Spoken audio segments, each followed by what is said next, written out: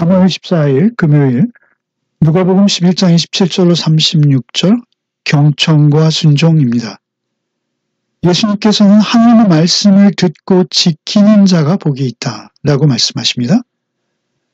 그리고 요나의 표적밖에 너에게 보일 표적이 없다 라고도 말씀하십니다. 또한 눈을 등불에 비유하시는 말씀도 주십니다. 먼저 27절로 28절을 읽겠습니다. 이 말씀을 하실 때 무리 중에서 한 여자가 음성을 높여 이르되 당신을 뵌 태와 당신을 먹인 젖이 복이 있나이다 하니 예수께서 이르시되 오히려 하나님의 말씀을 듣고 지키는 자가 복이 있느니라 하시니라. 모인 무리 가운데 많은 이들이 예수께서 귀신을 쫓아내신 사건에 부정적인 반응을 보이고 있었습니다. 그때 한 여인이 용기를 내어 외치는 것이죠. 당신의 뵌 태와 당신을 먹인 젖이 복이 있나이다. 바리새인과 서기관들이 예수에게 계속 저항하고 도전하는 상황에서 당시 여인의 신분으로 이토록 크게 외치는 것은 대단한 용기가 필요한 일입니다. 그는 마치 세례 요한의 어머니 엘리사벳이 잉태한 마리아에게 선언했던 그 칭송을 생각나게 하는 찬양을 하는 것이죠. 어쨌든 이 여인은 예수님의 표적이 바알세불이 아니라 하나님의 손에 의한 것이다. 하나님의 손을 힘입어 일어난 사건이다 라고 여기며 감격하고 있는 것이죠. 이 여인의 반응에 대해서 예수께서는 더욱 중요한 한 가지 핵심의 사실을 언급하십니다. 오히려 하나님의 말씀을 듣고 지키는 자가 복이 있느니라. 예수께서 복을 선언하실 때 사용하는 전형적인 그런 문장이요 문체입니다. 복이 있느니라 하나님의 말씀을 듣고 지키는 자 이렇게 말씀하시는 것이죠. 어떤 혈연적인 복도 있을 수 있습니다. 그러나 그것과 비교할 수 없이 중요한 것은 하나님의 말씀을 듣는 것이요. 더욱 중요한 것은 그 말씀을 순종하는, 지켜내는 것이 복이다 라고 말씀하시는 것이죠. 예수님의 가족들이 예수님을 찾아왔을 때 예수께서 하신 말씀과 동일한 말씀입니다. 예수께서는 예수님을 찬양하는 것도 좋지만 더욱 복된 것은 그 말씀을 듣고 순종하는 것이다 라는 것이죠. 말씀을 이해하고 묵상하는 것 중요하지만 더욱 중요한 것은 그 말씀이 삶 속에서 순종의 모습으로 드러나는 것. 그것이 가장 큰 복인 것입니다. 하나님의 자녀가 되는 것이죠. 바알세불에게 까불리는 자가 아니라 하나님의 자녀가 되는 가장 큰 복을 누리는 것입니다. 29절로 32절을 읽겠습니다. 우리가 모였을 때 예수께서 말씀하시되 이 세대는 악한 세대라. 표적을 구하되 요나의 표적밖에는 보일 표적이 없나니 요나가 니느웨 사람에게 표적이 됨과 같이 인자도 이 세대에 그러하리라.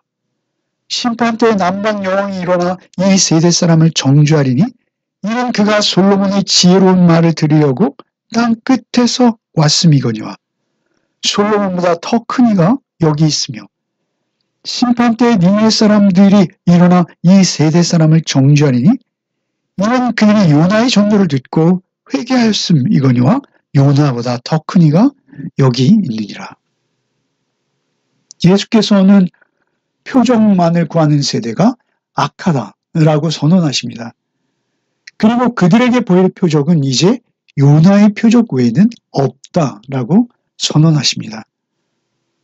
본문을 조금 더 세밀하게 살펴보시면 요나가 니느웨 사람들에게 표적이 됨과 같이 인자도 이 세대에 표적이 될 것이다.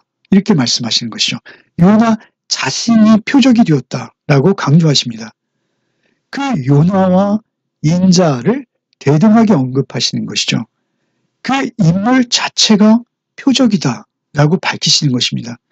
요나가 니느웨 사람들에게 표적이 됨과 같이 인자도 이 세대에 표적이 될 것이다. 무슨 말씀인가요? 하나님의 독생자이신 예수께서 사람의 아들이 되셨기에 스스로를 인자로 표현하시죠.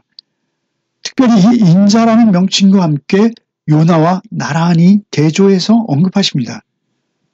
이것은 요나가 3일 동안 물고기 뱃속에 있다가 살아난 사건을 염두에 두고 하시는 말씀입니다.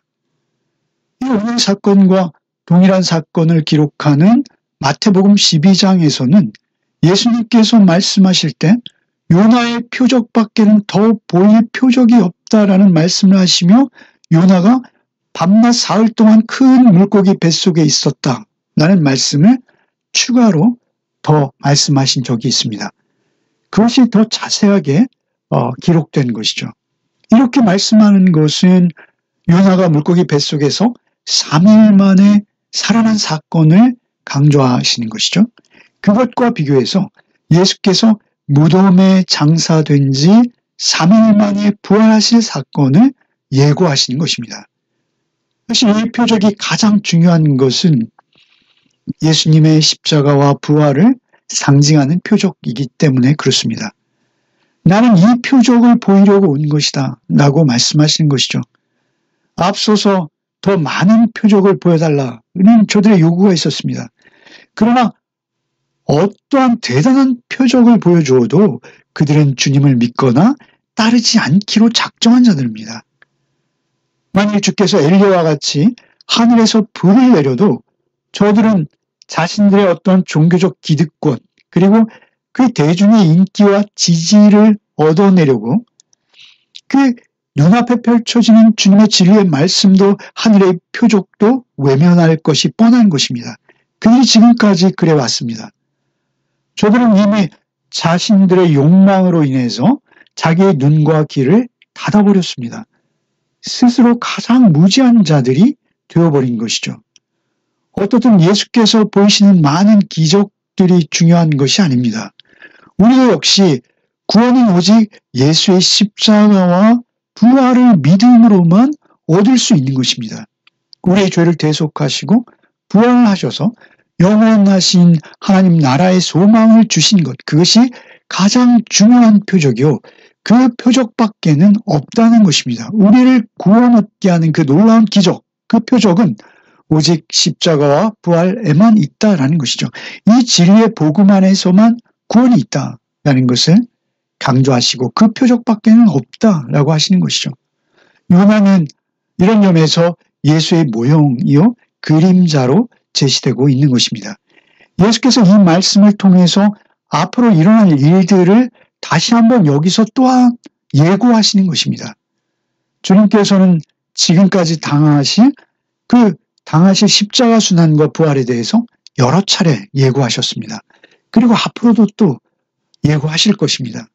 이 사건도 역시 예수의 순환과 부활을 예고하고 있는 것입니다. 우리도 역시 말씀을 사모함으로 그 안에서 진리 되신 예수 그리스도를 발견하고 예수께서 누구신지를 날마다 새기며 묵상할 때 세상의 유혹과 시험에 빠지지 않을 수 있습니다. 예수님을 이용해서 어떤 다른 목적을 이루려는 시도가 이 땅 가운데 얼마나 많은지요. 이토록 많은 이단과 왜곡된 복음들이 난무하는 이유는 무엇입니까? 그들에게 불순한 생각과 목적과 계산이 그들에게 끼어든 것입니다. 그러면 그들의 눈과 귀를 가리는 것이죠. 예수께서는 구약의 사건들을 다시 언급하시며 당시에 모여든 무리들을 깨우치십니다. 오직 지혜에 대한 갈급함으로 2000km가 넘는 길을 걸어서 그야말로 땅끝에서 솔로몬을 만나러 왔던 그 남방 여왕이 그 최후의 심판자리에서 일어서서 너희를, 아니 우리가 될 수도 있죠. 우리를 정죄할 수 있다라고 경고하십니다. 오히려 요나의 그 짧은 메시지를 듣고도 회개한, 너희가 그토록 원수같이 여기는 이방인들이 심판할 때 그때 그 자리에서 일어나서 너희를 정죄할 수 있다. 경고하십니다. 과연 우리는 내 죄를 사하시고 부활하신 주님만을 올곧고 순전하게 믿고 따르고 있는지 우리를 날마다 돌아보아야 합니다. 진리의 말씀을 사모하며 일체의 사사로운 목적 없이 순수한 마음과 갈급한 마음으로 날마다 말씀을 읽고 묵상하는 것이 우리의 영적 눈을 밝혀주는 것입니다. 남방 여인이 사모했던 그 지혜의 주인이신 신약의 예수님이 앞에 계심에도 그들은 알아보지 못하고 있는 것이죠. 우리는 그 지혜의 실체이신 주님을 성령님의 도우심으로 만난 자들입니다. 또한 니느웨 사람들과 또 우리는 다릅니다. 우리는 복음의 진수를 깨달아 알았을 뿐만 아니라 성령님의 임재까지 경험하고 있습니다. 그렇게 은혜로운 시대에 태어나서 우리가 특별한 은총을 받았다는 사실을 잊지 말아야 합니다. 우리의 삶이 오직 진리의 말씀을 사모하며 그 말씀을 경청하며 그 들려온 말씀에 순종하는 그 기쁨으로 우리가 하루하루를 살아내야 할 것입니다. 33절로 36절을 읽겠습니다. 누구든지 등불을 켜서 움막 속에나 말 아래에 두지 아니하고 등경 위에 두나니 이는 들어오는 자로 그 빛을 보게 하려 함이라. 내 몸의 등불은 눈이라. 내 눈이 성하면 온 몸이 밝을 것이요 만일 나쁘면 내 몸도 어두우리라. 그러므로 내 속에 있는 빛이 어둡지 아니한가 보라. 내 온몸이 밝아 조금도 어두운 데가 없으면 등불의 빛이 너를 비출 때와 같이 온전히 밝으리라 하시니라. 예수께서는 마음을 등불에 비유하시는 것이죠. 내 몸의 등불은 내 눈이라 하시는 것입니다. 사태를 공정하고 사심없이 이해할 수 있는 능력, 곧 그 영적인 안목이 밝아야지 내 몸도 밝을 것이다 라고 하시는 것이죠. 몸이 밝다라는 것은 그의 삶이 빛 가운데 있다는 것입니다. 만일 내 영적인 분별력이 없다면 내 몸도 어두울 것이다 라고 말씀하시는 것이죠.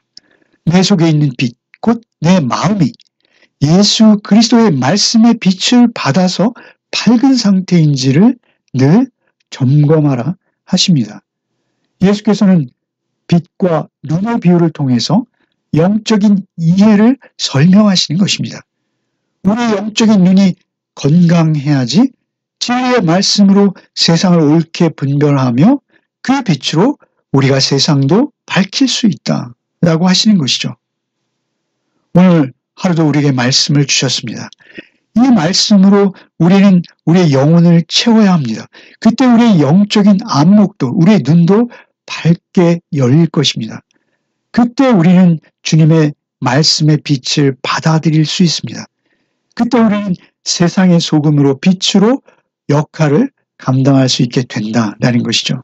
오늘 묵상한 말씀에 온전히 순종하는 삶을 살아내므로 우리가 있는 그곳에 주님의 밝은 빛을 비춰내는 복된 삶을 살아내시는 하루가 되시기를 소원합니다. 기도하겠습니다. 주님, 빛을 잃어가는 세상에서 오직 주님의 말씀을 받아 빛을 누리며 비추어내는 삶을 살 수 있도록 도와주옵소서. 오직 너의 사랑과 용기를 전하며 우리 주변에 소망을 전하는 자로 살아가는 은혜가 우리 각자에게 있게 하여 주시옵소서.